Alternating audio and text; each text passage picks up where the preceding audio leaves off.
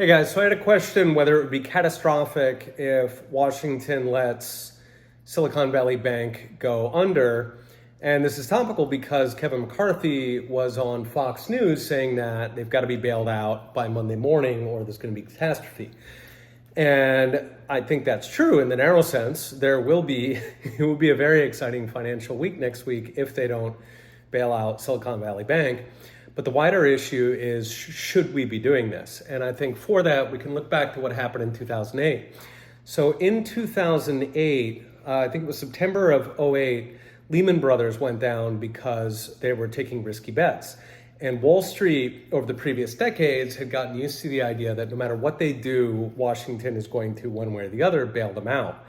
And what George W. Bush did with Lehman, right, everybody expected him to bail them out, and W said no. And this shocked Wall Street. It caused a whole bunch of financial assets and companies to basically become toxic, right? And so there was concern at the time that the entire financial market was going to completely collapse. Now, and W at that point lost nerve and he flipped around and he bailed everybody out. And we got this several $1 trillion TARP program, which, by the way, the right and the left both hated, right? So the people on the right who didn't like bailing out Wall Street was Tea Party. People on the left who didn't like bailing out Wall Street were the Occupy Wall Street guys. They should have gotten together. They didn't, but that's one for the history books.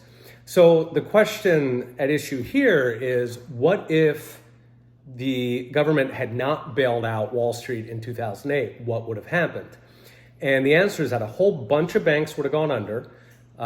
Because of fractional reserve, Wall Street banks are, as a rule, they're essentially permanently bankrupt. And if the U.S. hadn't stepped in at that point, then a lot of them would have gone under. A lot of financial companies would have gone under.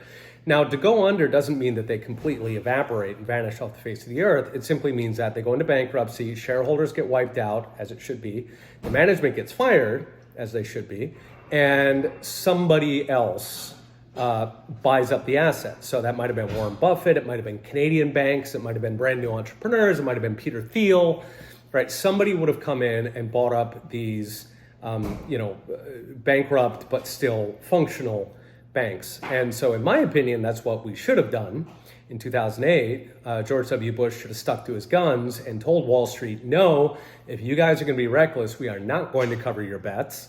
And I think we would have had a healthier Wall Street at this point. Unfortunately, of course, that's not what happened. Instead, the U.S. government and the Federal Reserve bailed out Wall Street. I think that, the risk at this point is that we have a repeat of that, right? Which is where either the government starts bailing out everybody now, or they let Silicon Valley Bank go down, the contagion spreads, right? We already have people lining up at banks to take out their money in, was it First Republic, which I think is primarily California, and also at a Boston bank. So there are already bank runs spreading.